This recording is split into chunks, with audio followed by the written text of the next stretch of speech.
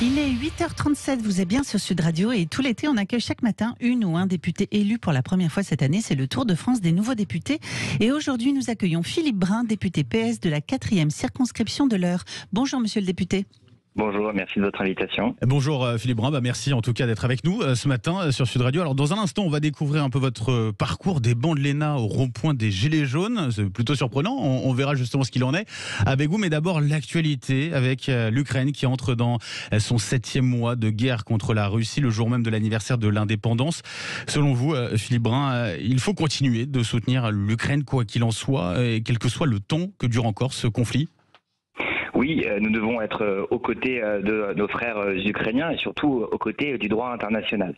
Et il y a un enjeu aujourd'hui pour la sécurité de notre continent. Si nous laissons faire la Russie, si nous laissons faire les guerres d'agression, les guerres d'annexion, eh bien, nous mettons en danger notre sécurité collective. Et donc, il est de notre intérêt national, à nous, Français, de soutenir l'Ukraine, de soutenir l'application stricte du droit international et le respect des frontières, qui est la seule condition du maintien de la paix sur notre continent.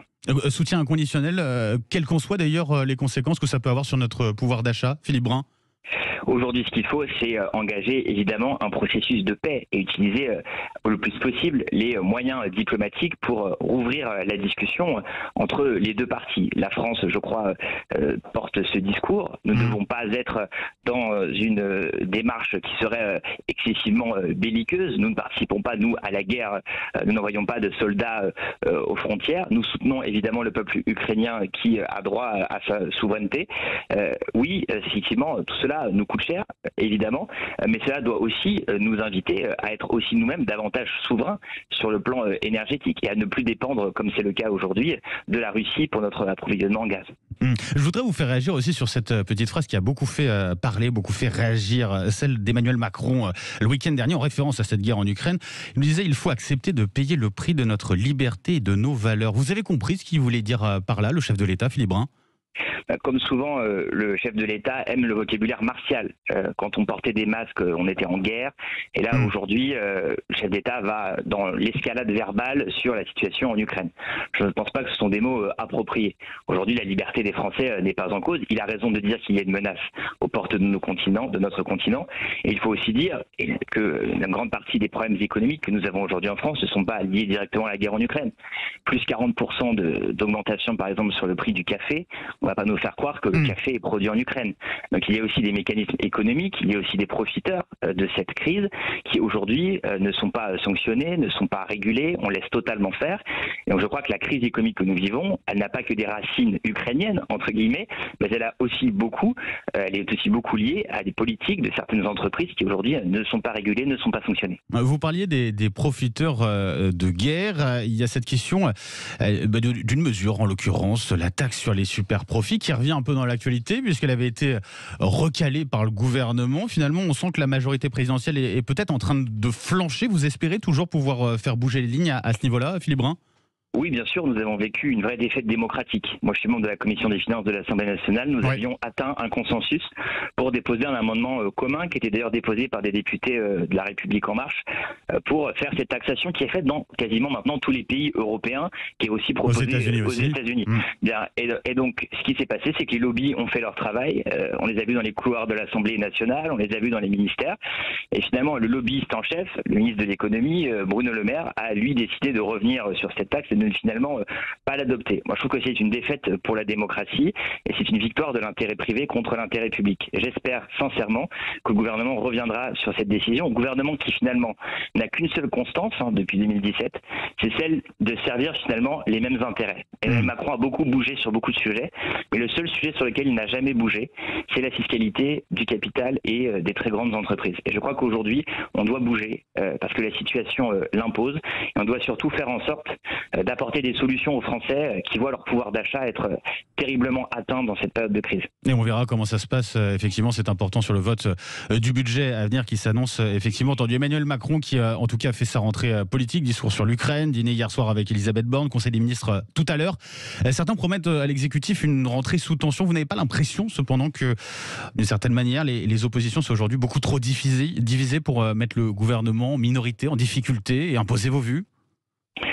En tout cas, on a gagné un grand nombre de votes cet été. Alors après, le gouvernement a réussi effectivement à jouer de nos divisions et notamment, disons-le très clairement, mettons les pieds dans le plat, de la collaboration de LR avec le gouvernement. Bien. Et collaboration qui est un peu cachée. Si LR souhaite rejoindre la majorité présidentielle, qu'il le fasse. Moi, je pense qu'il faut aujourd'hui faire en sorte. Moi, j'ai été élu député, pas pour m'opposer. Moi, j'ai été élu député pour apporter des victoires aux électeurs qui ont voté pour moi. Et donc, les Français n'ont donné de majorité à personne, pas plus à la gauche, à la droite qu'au président de la République. Aujourd'hui, ce qu'il faut, c'est qu'on arrive à faire avancer le pays. On ne peut pas être dans un état de division permanente, faire avancer le pays et sur des propositions concrètes. Et donc moi, évidemment, membre de la Commission des Finances, je déposerai un certain nombre d'amendements pour les familles monoparentales, pour les gens qui souffrent dans ce pays, afin d'avoir le maximum de victoires possibles et afin d'améliorer leur situation. On ne peut pas leur dire, attendez, on va s'opposer, on va mettre le gouvernement en minorité et puis on va revoter dans 6 mois. Je pense que c'est pas comme ça que ça doit se passer. Donc on doit essayer de travailler ensemble le plus possible, essayer d'avoir des victoires. Et ça nécessite que le gouvernement, effectivement, change totalement de position aujourd'hui dans sa relation avec l'opposition. En tout cas, au sein de la NUPES, Philippe Brun, ça se fissure déjà. On a l'impression, à propos des élections européennes qui ont lieu dans 2 ans, vous n'avez pas l'impression qu'il y a le sentiment qu'il y a un léger déséquilibre au sein de cette NUPES entre la France insoumise d'un côté, puis les autres partis qui la composent, notamment le vôtre, à savoir le Parti socialiste? Ce que je constate, c'est que la question des européennes, elle est totalement subalterne. Qui dans la rue vous dit je m'intéresse aux élections européennes? Il y a un congrès. C'est un prétexte aux Verts, et les Verts utilisent la question des européennes en interne comme une bataille de congrès pour se différencier. Donc on en parle énormément. Moi je vous le dis très clairement, là je suis en circonscription à Louviers, personne ne me parle des élections européennes. Ça n'a pas d'intérêt à 2 ans de l'échéance, c'est dans très longtemps. Aujourd'hui, il faut qu'on arrive à faire vivre cette NUPES. On s'est présenté sous des couleurs communes aux élections législatives. Il faut la faire vivre comment? D'abord, il faut montrer notre crédibilité.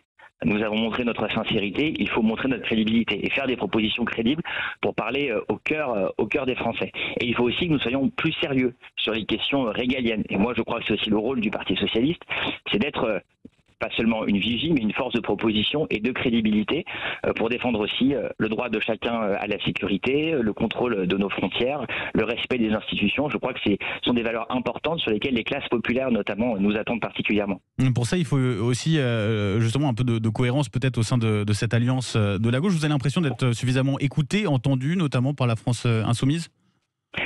Oui, je crois que chacun avance aujourd'hui. C'est quelque chose de nouveau qui est arrivé. Pensez, le PS et la France insoumise se sont tapés dessus pendant 5 ans. Regardez même la campagne présidentielle. Ça a été très difficile. On est en train d'inventer aujourd'hui une nouvelle manière de travailler ensemble. Et c'est ce que les électeurs nous demandaient. Ils disaient arrêtez de vous taper dessus. Arrêtez de vous diviser. Mettez-vous autour de la table pour avancer ensemble, car l'essentiel nous rassemble sur les questions économiques, sur les questions sociales. Défendre le pouvoir d'achat des Français, faire en sorte que les gens vivent mieux, faire en sorte que quelqu'un qui vient d'un milieu pauvre puisse accéder à des études, puisse vivre mieux que ses parents. C'est la promesse finalement de notre engagement. Et donc nous devons réussir à le faire. Nous devons travailler les uns et les autres ensemble. Il ne faut évidemment pas d'hégémonie. Il faut un débat permanent. Et c'est ce qui nous attend, je crois, dès le mois de septembre, même aux universités d'été des partis là, qui commencent aujourd'hui. 8h45 sur Sud Radio. Philippe Brun, je rappelle, député PS de la 4e circonscription de l'Eure avant d'être élu. Vous êtes passé des bancs de l'ENA, je le disais, au rond-point des Gilets jaunes. Dit comme ça, c'est vrai que ça peut surprendre. Qu'est-ce qui a fait que vous avez décidé à un moment de rejoindre leur combat, le combat des Gilets jaunes? Moi, c'est ça. Je suis sorti de l'ENA en novembre 2018, donc pile au moment de la crise des Gilets jaunes. Ouais. Et j'ai eu une sorte de révélation, entre guillemets. Je me suis retrouvé chez moi, là où j'ai grandi, donc autour de Louviers, en Normandie, dans l'Eure.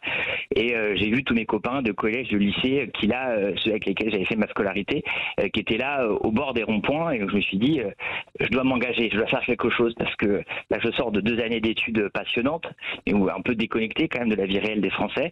Et je dois m'engager. Donc là, j'ai décidé à ce moment-là de revenir dans la ville dans laquelle j'ai grandi, à Louviers, et de m'investir justement avec les Gilets jaunes pour que la colère qui est sortie, qui s'est exprimée de manière très intéressante en novembre et en décembre 2018, et bien que cette colère, elle trouve des solutions.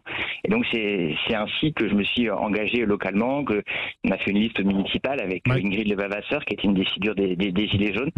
Et moi, j'ai beaucoup appris. Ça m'a totalement changé ce contact avec les Gilets jaunes. Ça m'a cassé mes certitudes. Un grand nombre de choses qu'on apprend à l'ENA. Par exemple, mais alors vous avez parlé notamment de l'ENA qui était déconnectée. Qu'est-ce que ça a changé justement comme les visions que vous pouviez avoir justement? L'ENA est pas particulièrement déconnectée, mais à parcours de hauts fonctionnaires, il y a une forme de pensée unique qui se crée. Pensée unique qui est aussi dans les grandes écoles, à Sciences Po, à HEC, où on pense globalement que ce qu'il y a de mieux, c'est une politique libérale. Ce qu'il y a de mieux, c'est de plutôt modérer les salaires. J'ai un peu changé de position.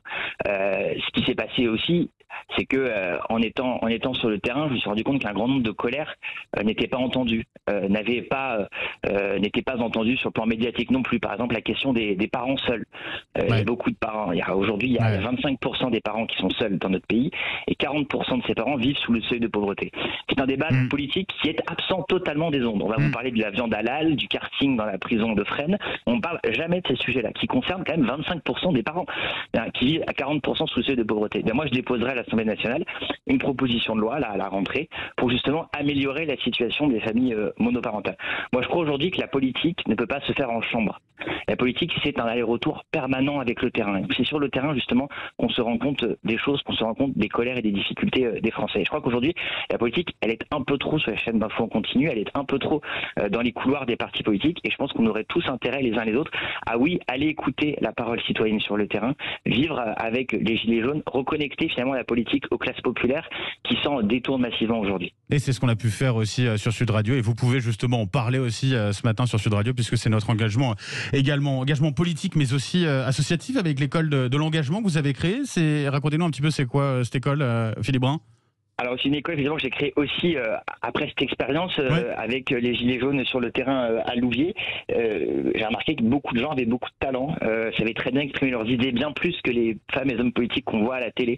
C'est des mères, c'est des parents, c'est des aides-soignantes, c'est des caissières, c'est des garagistes, voilà, des gens qui sont dans la vie quotidienne et qui ont plein de choses à dire et qui ne s'engagent jamais en politique. Donc j'ai décidé de créer cette école avec des amis. C'est une école qui est totalement gratuite et qui permet à tous ceux qui sont ouvriers, employés, qui ne sont pas cadres finalement, de s'engager en politique. C'est 7 mois de formation totalement gratuite, à la fois en présentiel et en vidéo, et qui vous permet d'acquérir effectivement les compétences pour ensuite vous engager en politique et défendre l'intérêt général. Voilà, je pense que c'est important. Et permettre d'avoir un peu plus de diversité aussi, effectivement, dans les rangs politiques, c'est important. On parle beaucoup de diversité ethnique, mais parlons aussi de la diversité sociale. 80% des députés aujourd'hui sont cadres, alors que 80% des Français ne le sont pas. Il faut aujourd'hui faire entrer les ouvriers, les employés à l'Assemblée nationale, ils en sont totalement absents. Philippe Brun, un grand merci d'avoir été avec nous ce matin sur Sud Radio. Je rappelle, député PS de la 4e circonscription de l'Eure, qui comprend notamment Louviers, vous le disiez, en Normandie, bien sûr. Merci à vous, bonne journée. Merci. Merci, au revoir. Restez avec nous, on vous attend à 9h pour notre grand débat sur la rentrée chargée d'Elisabeth Borne et ses défis. Va-t-elle réussir à s'imposer face à Emmanuel Macron? On en parle dans 15 minutes avec nos invités. Et puis, on file dans quelques instants en Haute-Loire à Saint-Paulien dans un été au camping. A tout de suite, restez avec nous, il est 8h50 sur Sud Radio.